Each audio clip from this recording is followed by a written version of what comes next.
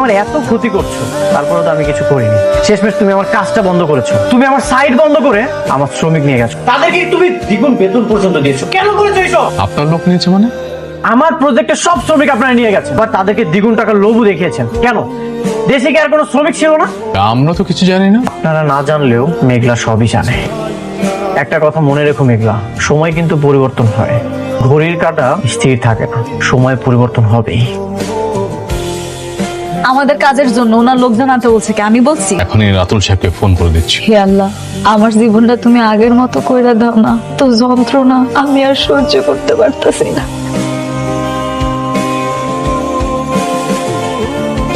শুধু এতটুকু কইতে পারি আমি কোনো পাপ করি নাই। আমার এই পেটের সন্তান অনেকেরই। আমি আপনার আবেগ বুঝতে পেরেছি, কিন্তু আইনের কাছে আবেগের কোনো মূল্য নেই। আইন খুঁজে প্রমাণ।